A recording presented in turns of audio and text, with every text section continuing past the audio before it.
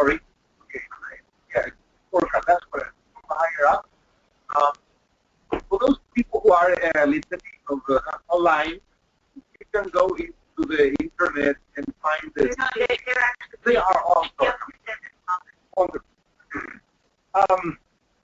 ever since we started to talk about the social progress, that has attracted a lot of attention from the government to the political. And in many countries in Latin America that it presented is, lower, please. The index is built in 3 dimensions: the basic human needs, the foundation of well-being, and opportunity. I won't get into much detail on that, but let me just go to the basic human needs. You can see water and sanitation is right there, one of the 4 components of that dimension of basic human being. The red dots, you can see the red dots, it's a comparison of how the country is performing in those indicators, but within the neighborhood of GDP. Meaning, Colombia in this case is measured against countries that have similar GDP. Okay? So according to that league, Colombia is misperforming because it's red, right there is red, in rural acts to improve water source. Okay? So is Paraguay, so is Dominican Republic, so is Panama, so is Costa Rica, even though Costa Rica is very high in the human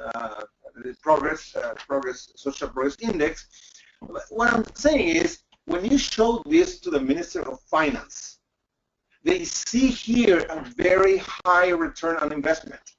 Okay? So you can show him or her that if you increase your spending in water and sanitation, you can move that needle very quickly, and probably your country, by moving 2 or 3 of those indicators, you can jump higher in the context of the countries.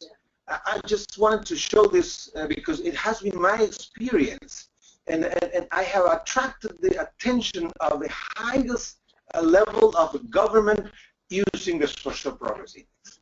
And of course, my agenda of WASH was within it, but that's what I wanted to share with you because this has been a minor. Very interesting example. I think that's great. Yeah. Amanda, thank you for that presentation. It definitely got my brain buzzing because it does bring in an additional dimension to our working with countries and immediately going either to their health or their water ministries, and then kind of putting the finance ministers as the tertiary group.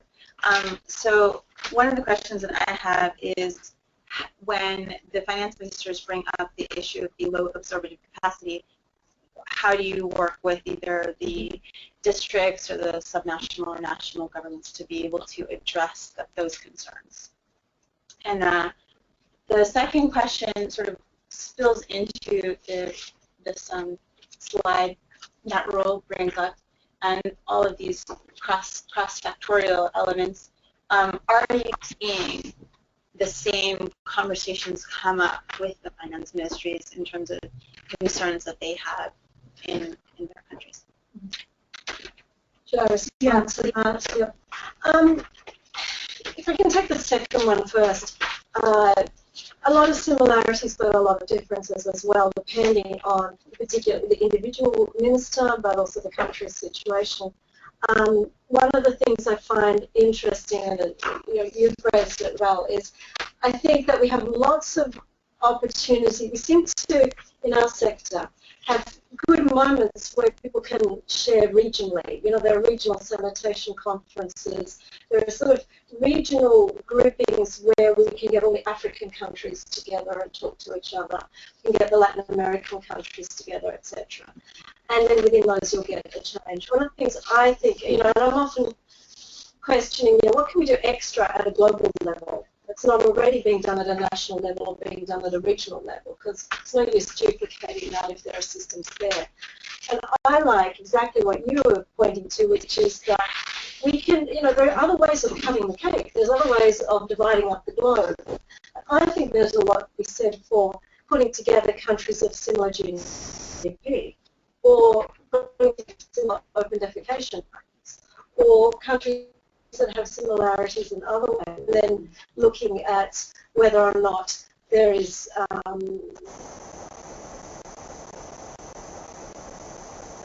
similarity of we learned this to work for us. But, for me, that's one of the answers. There is so much variation country to country, so you need to find I think we need to find creative ways of helping countries talk to each other in such a way that they find the answers they're looking for, rather than putting Sierra Leone in the same room as Nigeria all the time and facilitating that discussion. But low absorptive capacity, I don't actually have a fabulous answer on that. And the nature of what we're doing at the moment is not, we don't have the capacity to sort of work individually with the countries, but again, it's all about putting people together. I think that one of the issues there is, we have to rebut that criticism or perception with evidence. And sometimes we can't, because actually it's true, that there is low absorptive capacity, and so we have to improve that. But sometimes we can't rebut that thing because we just don't have the data that we need. And I think this is one of the interesting things coming out of some of the discussions at the moment. At SWA, we're talking about, what sort of are the good behaviours that we need to engage in order to move our sector forward. It's get behind. It's the sort of thing that John was talking about. You were talking about mainstreaming. We're talking about you have to get behind national leadership. You have to get behind one national plan and national processes. And we need good data, and we have to consolidate and get good data. Sometimes we don't have very good data about how good is the wash sector at spending money allocated, because we don't actually know exactly how much money is allocated and exactly how much is being spent. So I think that partly we need, as a sector, to get our act together in terms of our monitoring and our understanding of our own financial situation in order to be either able to improve where we need to, or be able to turn around and say, actually, we have spent that money that you allocated. But in the absence of the data to be able to do that, we can't do the advocacy, evidence-based advocacy. Yeah. Anybody else? Yeah, sorry, Patrick and then Mo. Just a minute. I guess on a slightly different tack, but I think what SWA has been very successful at over the last few years, I think, has been, getting us out of that. Hey, we're doing really well because we're talking to the Minister of Water. To hey, now we're doing better. We're talking to the Minister of Finance. And I'm wondering, in your experience and your thinking now, is the Minister of Finance able to deliver the sort of step change that we need, or do we still have to go another step? And if so, why? Can I answer that really quickly? I think there are pros and cons, and I think one of the pieces of feedback that we've had is don't stop now. If you've got you need to improve the law, you need to keep working with it, but it would be a shame to lose that dialogue with Ministers of Finance. So keep going on that, but yes, heads of state, I think, for sure. Yeah. Well, yeah, I wanted to come. A comment. Yeah, go ahead. Yeah, Maria. I'm sorry. It's Jane. Sorry, Jane, go ahead. Thanks, Amanda, for the presentation. I fully identify with all the issues that you've mentioned, and working in the countries and knowing how the ministries of finance operate, I think you've described them well, especially what they need and what they need to see if we are to convince them on many of the things that we're doing, especially related to finances. In Uganda, the Ministry of Finance has requested for evidence on the economic contribution of water and environment. That has been on the table for quite some time. UNICEF tried to support that some time back, but now the Ministry of Water and Environment has accepted to do a full study. And as I speak, there's a meeting in Kampala discussing the terms of reference for that study. what is the economic contribution of WASH, what is the economic contribution of the environment. They want to see, yes, the qualitative, but they want to see the statistics, because for them that feeds into the budget and the whole fiscal process in the country. Then I also liked your comment on low absorptive capacity. That has been thrown into our faces quite a number of times. You say that you need more money for O&M, or you say that you need more money for software activities, but they can't even consume the money that we give them. Basically because there are a number of factors. The main one that is fronted is the long procurement process. It takes quite some time in some instances to procure especially equipment, and the procurement authority has tightened up things because, as you know very well, I mean, you read this in the papers, on the web, issues of governance generally in the country are not really shining for us.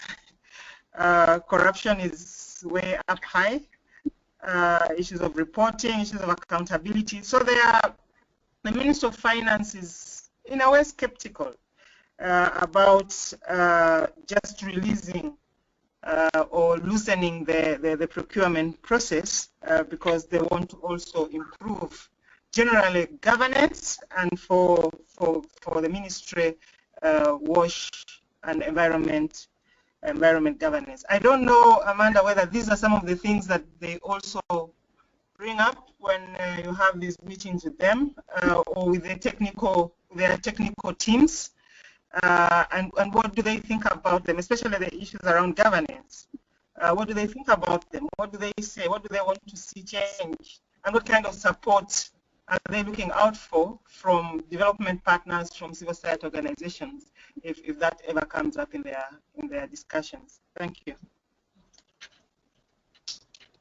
Should we go to yeah, so let's, did you have something? Yeah? Okay, Catherine, go ahead. Okay, I just wanted to give a feedback on the presentation of Amanda. This is becoming a bit useful at various country level, especially for the implementing ministries. The existence of HLM targeting finance ministers or the finance minister is very important, because when you go back home, then, for example, in Kenya, Ministry of Health has been very active in terms of pursuing, using the targets that the Kenya government committed themselves in terms of financial. So it becomes an easier entry by operating ministries to the Ministry of Finance. Amanda, did you have any reactions to any of Jean's questions? Sorry, Catherine, that's so nice to hear. Thank you. And that is the sort of feedback that we get, and it's part of the reason that we think of the HLMs more than just a big meeting. Jane, your question about do we get questions about issues of governance, etc. I mean, because you've absolutely put your finger on one of the reasons why the spending doesn't happen, that the processes are not in line with the timing, etc. Yes, this issue comes up, but I'll have to admit that's one I'll need to go away and do some thinking about, and maybe you and I should have a conversation about that, because I do think that's something that we need to go further on. But in terms of, you said what sort of support are the government, the ministers of finance looking for, or what sort of support the government's looking for.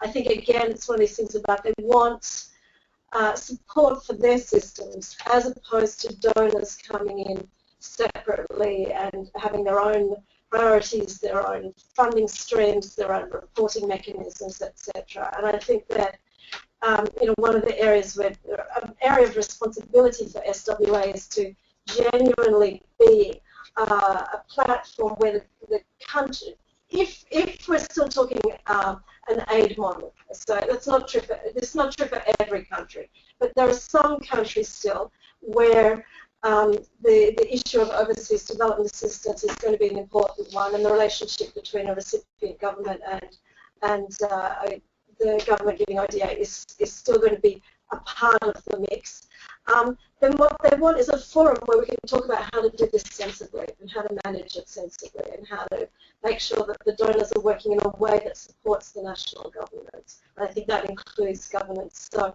you know, that's not a direct answer to your question, Jane, but you've prompted me to know that that's one of the things we have to do. Yeah. John. Right. Let me just, this is somebody on the phone? No, that was Jane. Okay. Yeah, just a couple of things. While I've been listening, thank you, Amanda, for the presentation. I just tweeted, the best water minister is the finance minister. And this has already created some controversy because somebody who doesn't need to be named has suggested that the worst water minister is the finance minister for all the reasons that we're talking about. Somebody else who may or may not be in the room just tweeted also that yes, they may be the worst water minister, and that's why we have to change the language with which we speak to them. Yeah. Here's where I'm going with this. I'm haunted by this absorptive capacity business. That's it. I had dinner a couple of years ago with Pascal Mokumbi, former Prime Minister of Mozambique, and I asked him what made it possible for you to increase the budget for WASH during your 10-year tenure. And he said two things. One, he had to hear about it from his people, his own people, and secondly, he had to understand how he could help solve the problem by increasing the budget, et cetera, et cetera. The second part of that is all about the absorptive capacity. So the question for SWA, WSSCC, everybody else in the room, to show water ministers, finance ministers, public works ministers how they can have a difference, we need to answer this absorptive capacity question much better. And you've said it yourself, Amanda. One way to do that is to say, for example, strengthen the ability of Mozambicans, Guatemaltecos, Tanzanians, Indians to do the job better themselves. So what are we prepared to do to strengthen the capacity of in-country and national and subnational? This is all part of advocacy networks. One title that's missing is a professional budget tracker. From the top line, union level, federal level budget, how much is going to WASH, and then what are the various steps that money has to take to be translated into an IBC campaign that Catherine was talking about, a well, a latrine, you name it. We don't even have a budget tracker. We don't have somebody doing this in the United States. We try, but we don't get down that granular. I don't know how to track money from the Treasury Department in the United States to a field program in Nicaragua. And that person, so a budget tracker, it's a really wonky, really overly technical position, but every country, every state in India, every province in Brazil and China needs to have one of these. I think the absorptive capacity question, that's the qualitative answers, not just top-line quantity, but qualitative. Are we actually, is my increasing the water budget as finance minister actually going to make a difference, or is the money just going to sit there and not get spent? So I'd encourage all of us to think about that sort of a position. Yeah, so Patrick will come to us. Can I have a comment on John's submission? Yeah, go ahead, Jane. Thanks. I like the use of budget tracking, and in IRC we've tried it in Uganda, in Ghana. It's a very complicated process.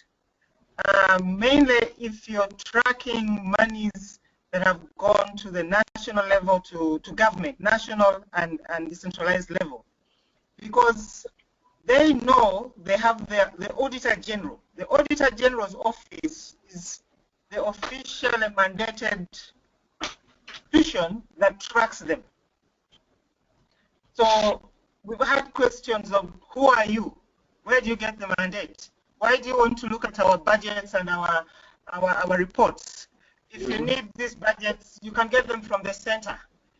You try the center, and there are so many questions. And so getting into the real nitty-gritties, the details of tracking this money or tracking whatever resources that are being provided, we have quite some good lessons from Uganda and Ghana, which we can share later on with colleagues. But it's a very complicated process. It can be very frustrating, especially for us in IRC, because we use the life cycle cost approach, where you go through, they'll give you all the costs related to capital expenditure. But the higher you go in terms of trying to get the actual data, then the questions come in. Why do you want to know, for example, the cost on capital? We don't disclose that kind of information on the loans that we get. So it's a very good submission. It's good, we've tried it, but I think it's something that we need to probably formulate better strategies to address it. Thank you. Thanks, Great. Really quickly, I know that, I know that's something that Feliciano is doing. I know he's not online right now, but based on his presentation and this time that we spent with him in Tanzania, that's a huge piece, and there's a massive undertaking by Oxfam in Mozambique, along with a number of other groups, specifically, John, to do exactly what you were saying, to track from the time that it is budgeted all the way through the process to what's happening on the ground, including taking pictures of where people have said they are doing something and money has been allocated and that has not happened.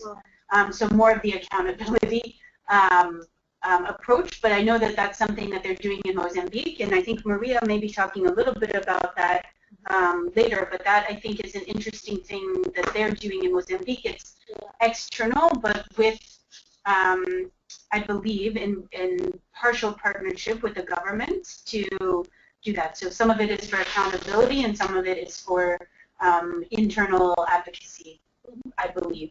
So, and because Feliciano's not on, I'm speaking maybe slightly out of turn, but I think that that's just something interesting to bring up. So, Patrick, you had something you wanted to add? Patrick, you have something you wanted to add? Well, you on the phone? Yes, I am. Great. Did you have something you wanted to add? Yes, I had. Thank you very much, Amanda, for the interesting presentation. Just as Jane, I also, I think it's very interesting, and I agree with the trends you see. Maybe in relation to the question that Patrick already asked, and also the answer you gave about donor money and official development assistance.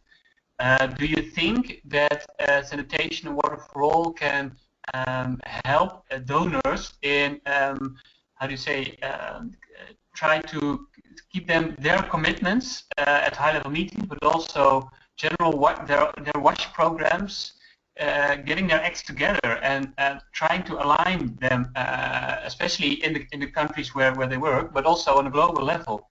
And do you think the possible new role of SWA can help in that? I'm very interested in your views on this. Thanks. Thanks for that. I mean, this is one of the areas that SWA is moving into that I find really exciting. We had a steering committee meeting in June where a lot of decisions were made. And one of the decisions made was to really take on board the research that some of the partners had been doing, looking at aid effectiveness, looking at other sectors and what had been done. And we've modified our strategy, so you'll see that soon. It's still being finalised. But I can tell you that, as part of what the steering committee agreed, we said there are 4 behaviours, and they're the ones that I referred to. Strengthening national leadership, supporting national programs, supporting one system for information gathering and reporting, and better capturing financial systems. We said that these are the things that all partners should be buying into. Governments, development agencies, donors, private sector that wants to get involved in this. These are the ways we should be interacting and really putting countries at the heart and supporting them. And so, if you really buy into that and you really say that this is how we should behave, then you need to look at, well, how are we behaving at the moment, and what is there about the way we're set up and about our organisations that's not helping us? And I think for the donors, one of the things that we're hearing from them is you might get buy-in at the global level, and the headquarters will say, yes, we agree and we should sign up to that. But what they have to do is make it possible, make their system, change their systems, so that the donors acting at country level are able to fall in line with that.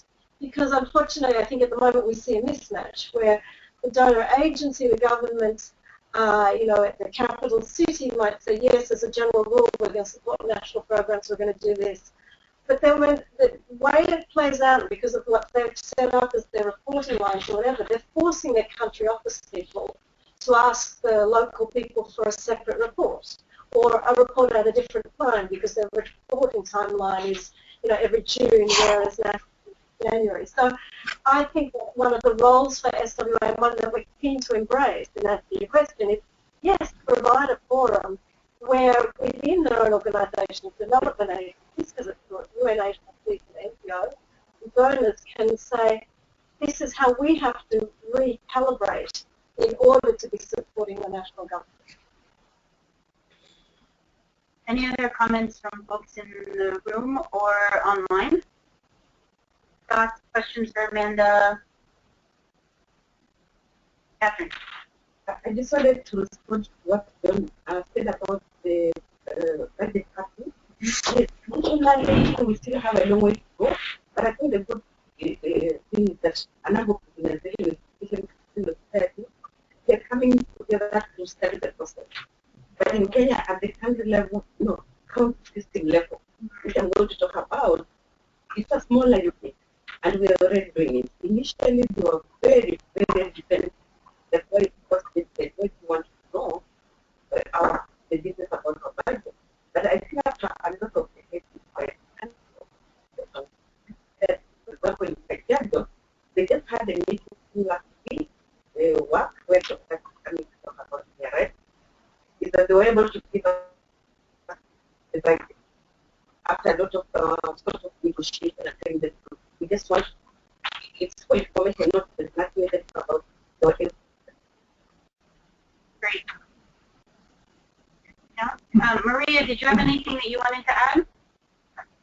No. No? Okay, great. So we're going to shift a little bit. So those of us that are in the room here, I'm going to slightly change our agenda. We have 2 more sessions that I think are very much in line with what we've been talking about. One on domestic resource mobilization, and the other one on evidence advocacy. And so I think what I'm going to recommend, as opposed to taking a more formal coffee break, is that if you would like coffee, if you need to use the facilities, please just get up and go and come back. And we're just going to continue to have discussion because I think we've got some good flow going here. So the next thing that I wanted to bring up was how many of you were in Addis for the Financing for Development conference, or know anything about it? So Amanda was there. I was there. But okay. I think Roel, I think you were there.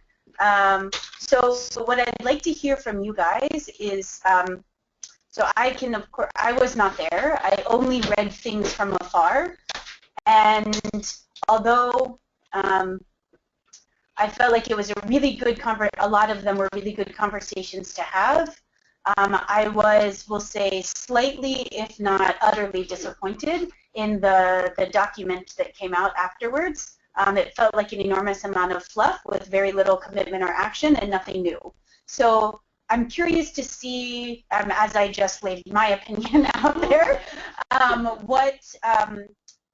did you feel like the process went well? What do you think are potential for follow-up based on that, and how, what were some of the highlights from the conference that you think others that weren't there should know about, or things that we should be thinking about based on the meeting in Addis? So maybe Amanda, can we start with you, and then we'll go around to other folks? Yeah. I'm going to answer in a few ways. Yeah, I'll try to be reasonably quick. One is a bit of a disclaimer, just because for some complex reasons I was at the meeting. I don't feel like an expert on it. Oh, yeah. I have some comments to make, but I do feel a little bit more informed on the process around the SDG negotiations on the goals and targets and the indicators, which I think is an equally important sort of conversation for us to be looking at as WASH advocates. So I sort of rather answer a question on that if I can. Sure, please. The top line on Addis, I take a point on the disappointment. I thought for me one of the most insightful comments was, and you heard it a few times in some of the media commentary, which was, well, the people that threw the party, they told you it was a great success, you know. So the UN, of course, were congratulating, and governments were congratulating each other and saying, you know, this is a success or whatever. The people that actually went to the party didn't necessarily think it was so good, and therefore, you know, I think, of course, civil society were critical, etc.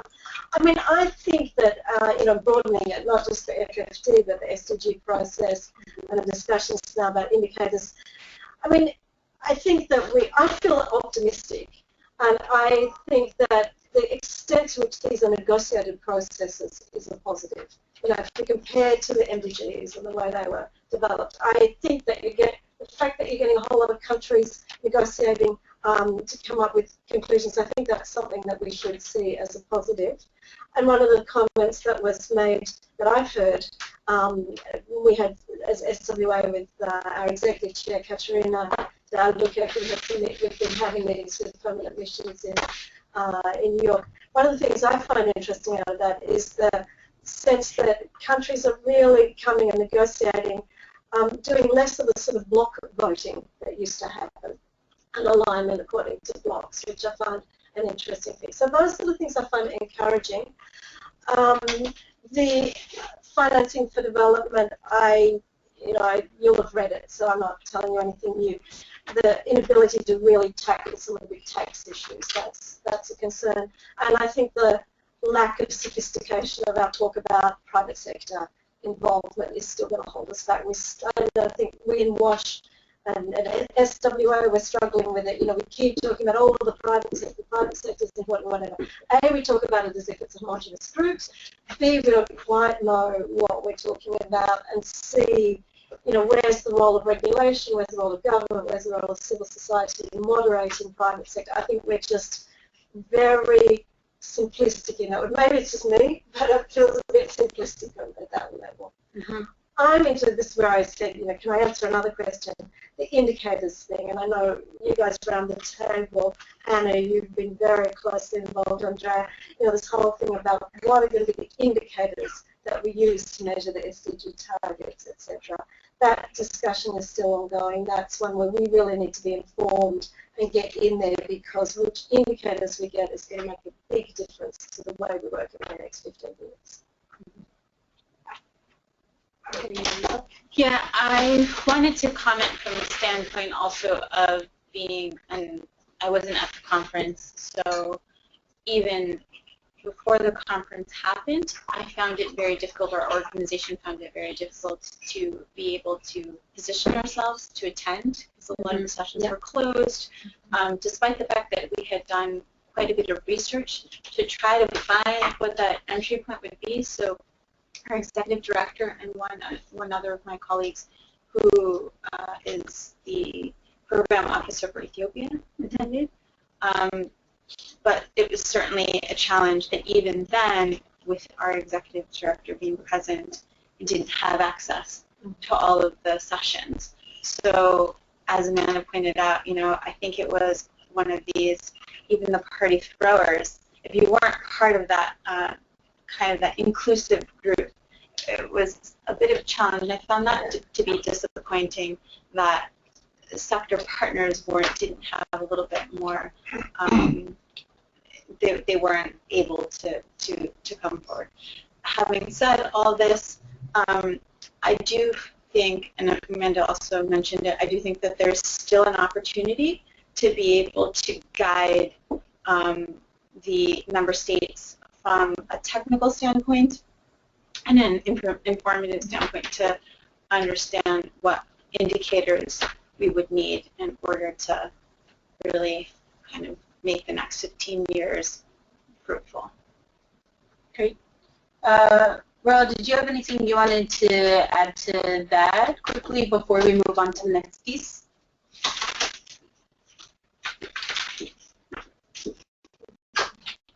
No, unfortunately, I couldn't attend, so... Okay. I didn't attend. We were there and we did with lots of other people. You guys did a session on domestic resource mobilization. Yeah. You know, and I think that session was seen as the people who came back from it really enjoyed it. But you know, to talk to your piece about the broader position, I don't know who saw it today. Who saw that Economist article about the SDGs that came out a couple of months ago that basically said, you know, that's a load of old crap. It's ridiculous. It's unachievable. And I think, so you can either take that perspective, or you take the perspective that, or you look at our goal, you dive into the detail on there, you get into the indicators, and you don't see it as an end, you see it as a beginning. And I think, you know, that's certainly what IRC is doing. Yeah. Take it as a beginning. I just keep saying, forget about the whole SDGs. Just focus on the fact that there's a commitment to universal coverage. That's it. That's what's important, and then everything else drives from that. And that's, you know, our lobby and advocacy has to be about saying it needs more money, it needs smarter money. This is how it has to flow. This is how an enabling environment has to get to that goal. And I think in terms of a positioning goal, I feel it was I think we feel it's a huge step forward from the MDGs, because you always were stuck in that ridiculous low-hanging fruit discussion. Yeah. We've got 50%, so let's pluck the low-hanging fruit. Well, they're all plucked, and now we're going to full coverage. So, Let's get a couple ladders there. Reach that high step. John. This session is about FFD and DRM? The session is on finance. Okay. So. I think my comment's relevant. Let me just do. So please go ahead. This is John Oldfield again. It's an open discussion. I want to share with you a couple of data points. I'm a little more sanguine than you are on FFD. I actually don't give a shit about the outcome document. It's the lowest possible thing that anybody can agree on. You know, I don't, honestly. That's what I care about. And, okay, this might be helpful here. A good friend of mine had an intern read through all the plenary speeches in Addis that were delivered either in English or French. That's 151 speeches that this intern read. Of those 151 speeches, 119 positively mentioned domestic resource mobilization in their remarks. 13 were either negative or did not mention it, and then we have 19 speeches in Arabic, Chinese, Spanish that still need to be translated. Raul, you're on the Spanish one. Okay, so 119 out of 119 out of 151 plenary speeches in English or French at Addis spoke positively of DRM. Holy shit. I mean, if that is enough, so that to me is way more important than any outcome document. What does this mean? This means that the conversations in Addis were way more about development than about development assistance. I think we need to exploit the hell out of that. Who's we?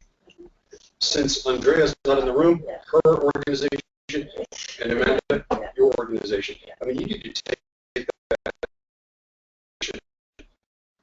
But if you mobilize additional domestic resources, if you increase the tax revenues to GDP ratio, you don't know how much of that is going to go to the wash sector.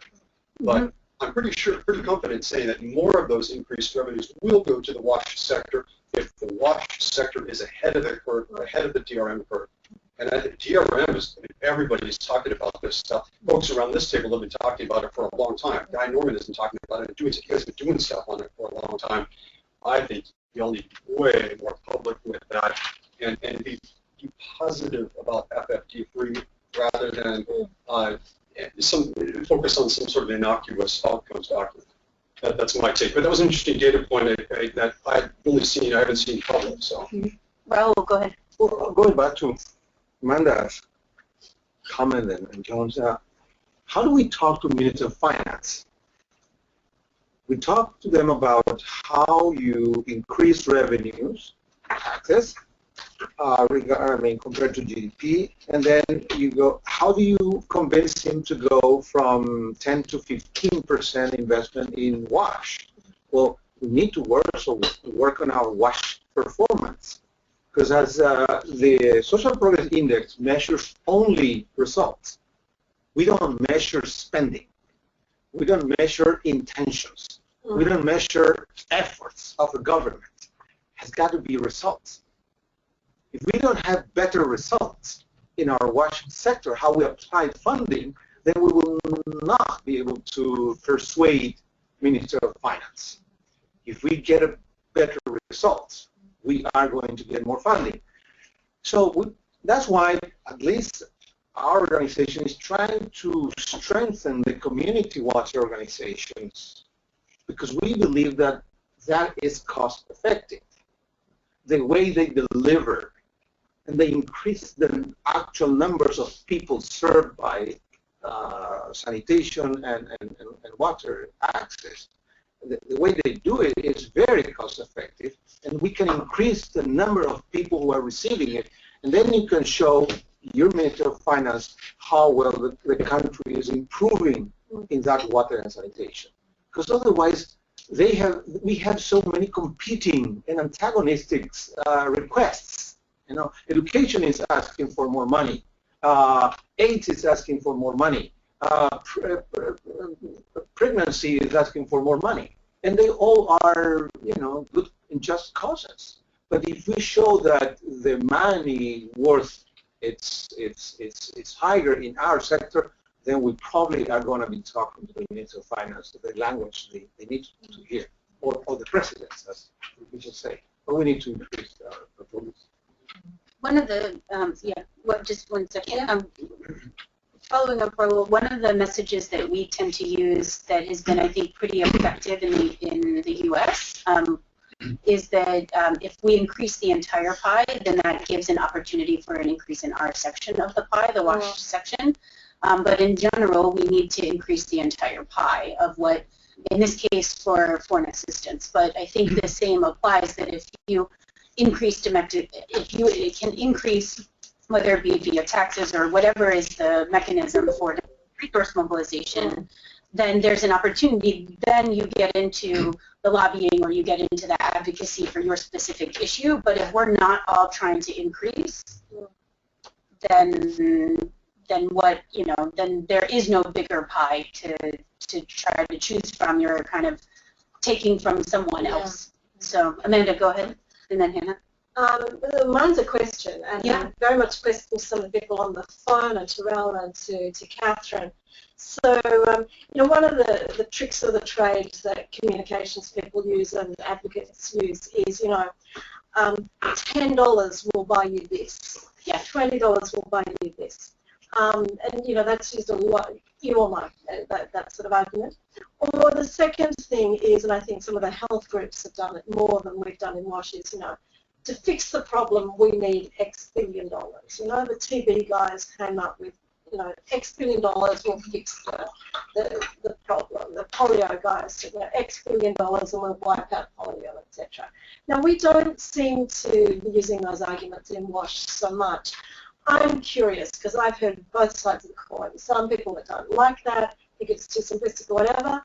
Others are really saying, and we've heard from some ministers of finance, not a huge, not scientific sample here or whatever, but anecdotally, look, come to us with a bit more concreteness about, what $10 would buy, what $100,000 would buy, etc. So, what's your experience of using those arguments? Catherine, Patrick, anyone on the phone? So Catherine, and then Hannah will come back to you in a second. It's okay. Yeah, mine is now the opposite of that. I think in Kenya last year we had a very successful sanitation conference, national conference. But before that, the water supply problem of the World Bank had statistics, national statistics, to show the and how much they were losing in terms of health loss. Like one of the countries was 5 million, which I was going to show. So that one triggered the countries to feel, if we don't invest in sanitation, then we're spending this much on health, as we said in the response question. Yeah, I mean, I think, we've looked at this and looked at malaria, and I think actually it goes right to the heart of of the challenge for WASH. Okay, you can talk meaningfully about how much money it will take to end polio because once it's ended, it's ended. Yeah. And I think that one of the, if you remember a few years ago, the big comparison was always with health and education ministries. You do that a little less now, but if you look, no one is talking about it'll cost this much money to end education forever or to end health forever because they're understood as being about a service. And outcomes are measured in different terms. You're measuring, how many people how are people doing in the visa tests, how are you doing on under 5 mortality, etc., etc. And I think that's been a bit at the heart of IRC's messaging over the last 5 years is to stop seeing WASH as something you can fix and then it's over, and to understand that it's all about recurrent spend, that it's all about service delivery over time. So you can never say it takes this much to fix it. You might say it'll cost this much to provide first-time access for the 700 million we currently have unserved water, which will be 1.9 billion by 2030 if we look at the medium-term population growth. But you can never give that final number. Is there a way to, and I'm sure it's different in different places, but what about saying, yes, for first-time access for those people, but then approximately this much per year after? That's what we tried, and that's a lot of the WASH cost work we do to pull that out. And then it gets into us, so okay, first-time access this much per capita per year, but then you have to say to what service level. So then it gets a bit like an education discussion, this much for primary education, this much for secondary, this much for tertiary. Yeah. Then you get into the question of who pays, where you get into the kind of taxes, tariffs, transfers discussion. So where, and those are discussions we only have at a national level. But where again the framing of the SDGs and getting to 100% coverage is so useful to have a meaningful talk about. It'll cost us this much to provide first-time coverage forever. It then costs us this much to maintain that over time and maintain the service. And all that, where our assumptions are that users will pay for this much, government needs to pay for this much. But Hannah, did you? Yeah, I had to follow into that. WASH Plus has done some work on the cost of countries of poor hygiene by looking at, it's similar to the WASH Plus, looking at lost productivity, missed school days, economic loss, healthcare costs, things like that. I think the difficulty is that when you're talking about things like diarrhea and pneumonia, you can estimate what part of that is due to poor hygiene, but it's not necessarily accurate. And then also, when you're talking about behavior change, it's not just service delivery, and that's where it's like, what is the cost? You can look at, this is the cost of putting taps in schools, but the ongoing behavior change component of it makes it really difficult. And so I think that's the difference between that and vaccines. I think it's a really strong argument, but I think it's really challenging for the sector. Yes. Right. Maybe this is just a general reflection on some of the comments that have made. I definitely fall in the camp, but I think you can't oversimplify it because there's a danger in that. Because somebody that you can provide water to a child in Africa for $1 a day or whatever it is, right? So understanding that not only we need to make sure that we have enough finance, but that also the spending needs to shift. And so we think about, okay, we're going to obtain absolute coverage, but then the way in which that pie is cut up within the WASH sector, within the water sector, if you think about just in that terms, you're going to have a lot more cost not in achieving, because now you have full coverage, so your investment costs are going to be decreasing as a percentage, right? You're going to still have the cost of rehabilitating that infrastructure. It's understanding about how what they're trying to do in Uganda is increase the percentage, the relative amount that you're spending on operation and maintenance. And so it's the type of spending that's going to have to change. And so that's about not only advocating for a bigger pie, but a smarter spending of the pie that you have. And so maybe that's the way in which WASH could distinguish itself, because this complaint that it's a fragmented sector, you have all these different ministries involved. So really focusing on making sure that what we spend is spent well. And so, think about it. Just to comment on Hannah's point, I think, again, we don't do it WASH at the moment, but actually I think there are, well-established ways of looking at the sort that you're talking about, coming from health and education. I mean, they're absolutely basic metrics. How many doctors per head of population, how many teachers per primary school student, etc., etc. And as soon as you shift from it's about providing a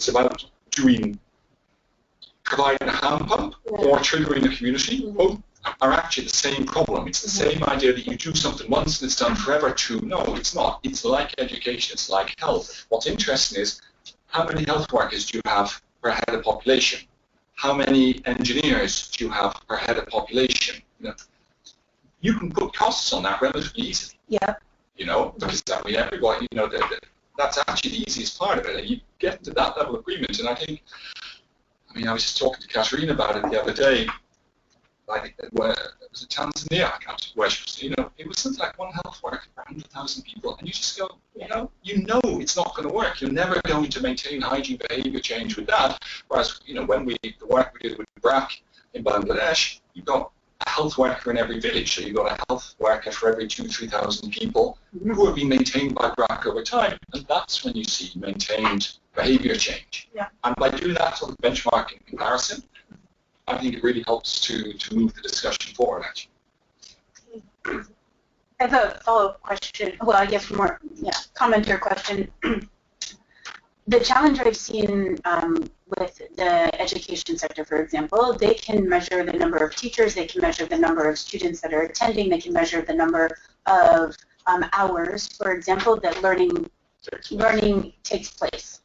But none of that, what they have found is that those numbers are not comparing to matriculation, and they're realizing, as we have within the WASH sector, that doesn't demonstrate learning outcomes, so that anyone's actually learning anything. It just demonstrates that there are people there that they're setting up the environment for that learning. Yes. So I think getting to the point where we're on the same level with health and with education for measuring the environment, that we're setting up the proper environment and we're measuring that environment is a right direction to head. But I think we are far more advanced, at least in our thinking, than the education or the health sector on the actual outcomes in trying to figure out how to measure the ongoing operation and maintenance and the other sector,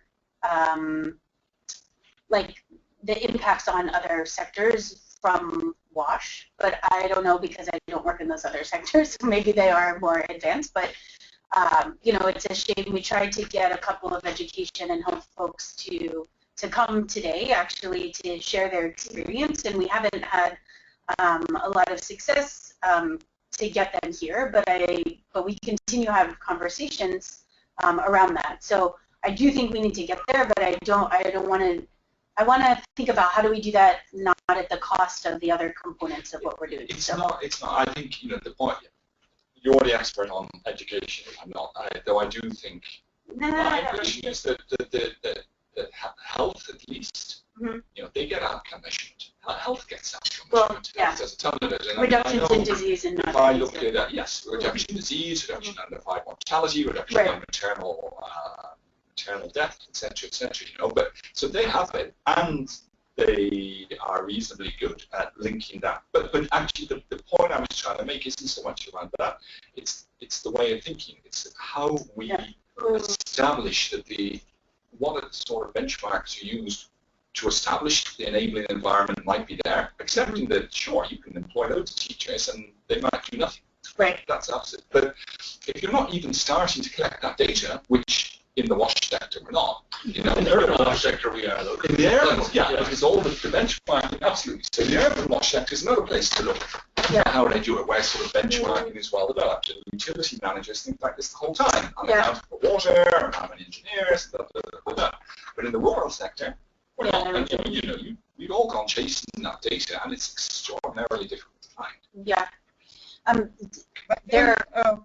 The phone. Jane, go. I think that's Jane. Yeah, go. And then, I think somebody there has mentioned the need that funding needs to shift. Of course, it needs to shift, and I think that for me is not the question.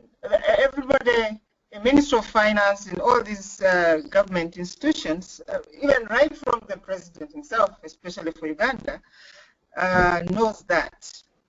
But I think we just need to, we need to think through the kind of strategies that we are using to enable the people who are supposed to make that shift happen to know that we are serious. Even if we are doing advocacy, probably we need to do some little bit of aggressive advocacy, the way the health people are doing it. But I guess it's because the health people receive the deaths, like so many people have died because of ABCD, and that is shocking enough. By the time people go back to relate the deaths to WASH, it's a little bit too late. So they are there, and they are a bit more aggressive, and they are pushing the agenda in a way that shows that probably they've even documented their evidence much better. If I look at the districts that we work in, all the health centers, right from health center 2, which is at the parish level, they all fill in all these templates in the health management information system that goes up to the biostatistician of the district. So at any one point in time, the biostat at the district level, who sits in the health office, knows exactly what is happening in village A, in village B, parish A, parish B. They have all this, which is not the case with WASH, because our structures at the moment stop only at the district level until we roll out the sub-county water boards. So I think they are using what they have in a more strategic way, and we need to think through that. And then lastly, when you look at still like shifting, funding needs to shift. It depends on the context. At the moment, even if you say that the main hospital in Uganda will close because they don't have funds, they don't have blood, they don't have this, I don't think anybody will listen to you, because it's election time. So all the money that we have is going to that. Primaries, nominations, etc. And then it becomes very hard, you know, to push in that. And then, because then when I look at still comparing it to the health people, we've had many cases in health, civil society actually doing litigation, taking government to court. You know, a maternal death in a hospital. Recently, they awarded one of the families that lost their mother due to the negligence of the health workers, but they took a government hospital to court. And we were talking about it recently. What is it that we in WASH need to do differently to show the connection, to show the linkages, and to also show, you know, the importance of WASH to all these other sectors? Thank you. Great. Ryan.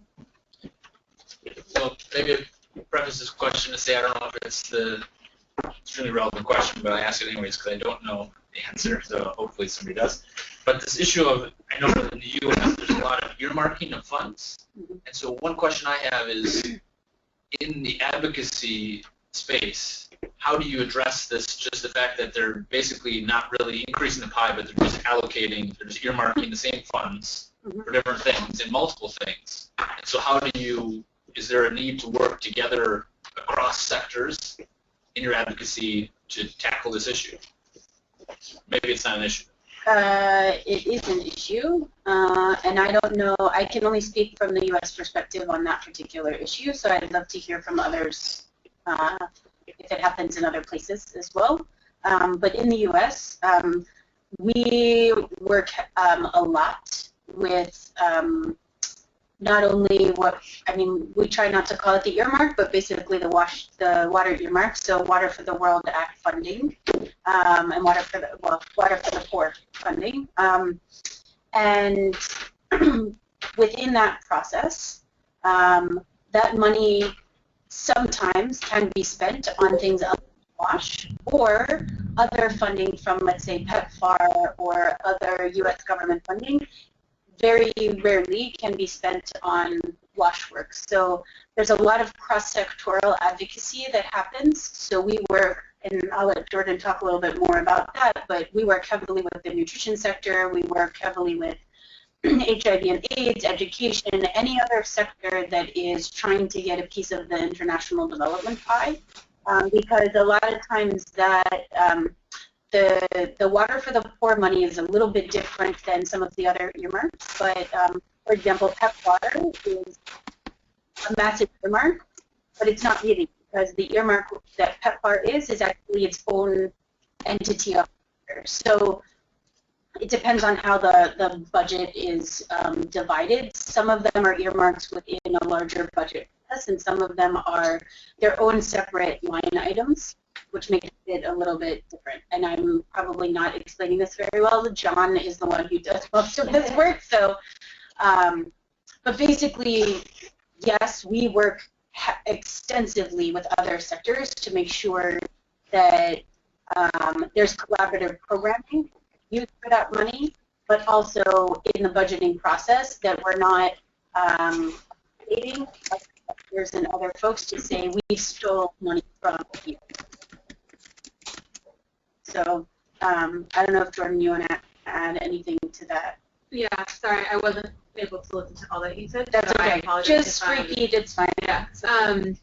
So we have done most of our collaboration with other sectors on the making sure that the programming is at least collaborative, if not integrated. But we have done a bit of work with the neglect and tropical diseases sector and the nutrition sector more recently on when the budget requests are made, when the budget policy or law is written, that within some of the language, not necessarily the numbers themselves, but within the language it says this much for nutrition or this much for neglect and tropical diseases or WASH, with the sort of encouragement, since it usually goes in what we call report language, which is not law. Yeah.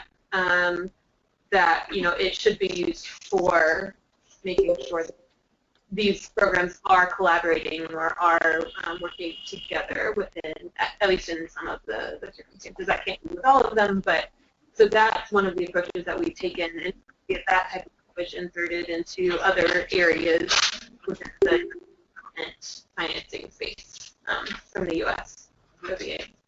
Raul, yeah. I just wanted to excuse myself because I have to make a couple of conference calls. So I'll see you around during the week. Great. Thank you so much. Thank you. Sorry. I'm in a similarly embarrassing as I explained that I wanted earlier, but Everyone's dropping out. Everyone, please stay on the phone. Thank you. Yeah. Really interesting. Thanks so much for coming, and we'll see you this week. So I'm curious, for those on the phone and in the room, is the same situation happening in other places where you have more of a generalized budget, but something is specifically earmarked for WASH or for I don't know, nutrition or for something like there? Do these types of earmarks? Does everyone know? I should ask that in advance. Does everyone know what we mean by an earmark? Yes? In the budget, yeah, in the budget, basically, there's a stipulation that says X must be spent on this particular issue. Yes. Yeah. Does the same thing happen in Kenya? Yeah, it happens. Now, I'll give you an example of WASH at school. There's a budget line within, it's like general. Now, if you do not track, they tend not to use on WASH facilities. It's like maintenance. Yeah. So they do not now bring up, it's like not so specific on WASH. So now it's us as advocates to keep on saying, this is the budget line that you need to spend on. Because when you go to do intervention and finish the sanitation facilities, maintenance becomes a problem. Then they say, we don't have the money. But you see, you can actually use O&M money from this budget line. And we have succeeded in some of the cases. It's a bit ambiguous, so it needs to be really specific that it's for WASH. Great. I mean, Yeah. Maybe it's like an anecdote too far, but it was also triggered when we talked about enabling environment. You know, when I was opening our office in Ghana, and I think this was about 2008, a new government came in and made a big promise. You know, to a new government, what we seem to be doing something, so they promised an extra 30 million Ghana cedis, so $30 million for rural wash that year. So then the Community Water and Sanitation, so that's great. So Community Water and Sanitation Agency are tasked to put a program together. So, you know, they went about it the way they normally do it, which meant that I think, you know, that promise was made maybe February, March. By October, they'd done pre-qualification of contractors, all the rest, had it all lined up, because that's what national procurement program process was. So they go to the Ministry of Finance and they say, right, here it is, so can we have the money? Ministry of Finance says, you've got to be kidding. It's October. That was a promise of 30 million for this year. That's not how we find financings. That may be how the DPs, development partners, you're used to working with financings, but with us, use it or lose it. And, you know, it became a huge political row right to the ministerial level, but I always remember, you know, that someone from the Ministry of Finance saying, well, you know, we wanted to give you the money, but we were very sad to see that you lacked the absorptive capacity. And that's one bit of government talking to another bit of government saying, you don't have the absorptive capacity, which actually meant you don't understand how budgeting works in Ghana, which is we make a series of promises, which are more like aspirational, that are related to our ability to pull the money in and are related to your ability to go lobby with the Ministry of Finance to get your share. None of which Community Water and Sanitation really had, because they were used to getting the money from donors. Yeah, I find it very interesting. I think the same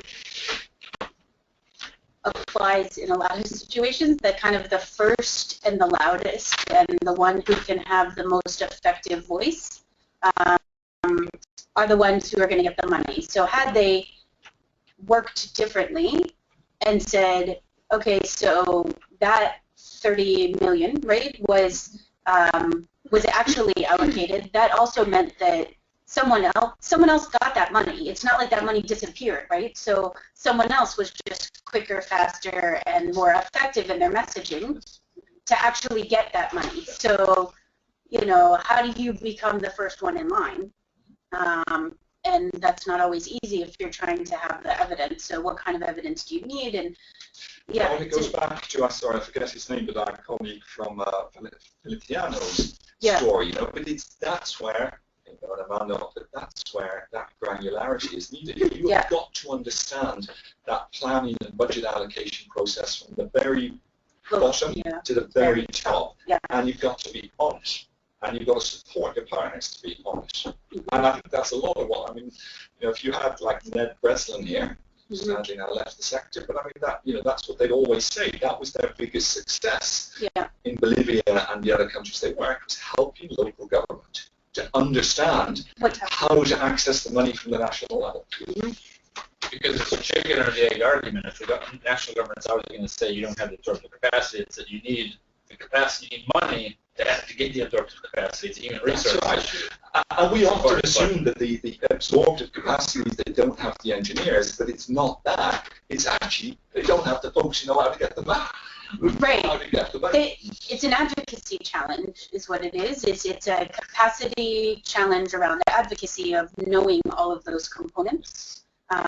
Which kind of leads into, I mean, we've already been talking about it, and I'm just going to propose another question. Was there anything before I do that on the phone? Oh, or Hannah, did you have something? I just want to say that that's what makes me so nervous about the sector going forward, is that these are not challenges that individual projects or organizations can attack. No. And that's, I mean, I just want to put that out there. That's going to be a big challenge, and I don't know how we're going to address it. Does anyone on the phone have anything they wanted to add before I propose another question? All right. So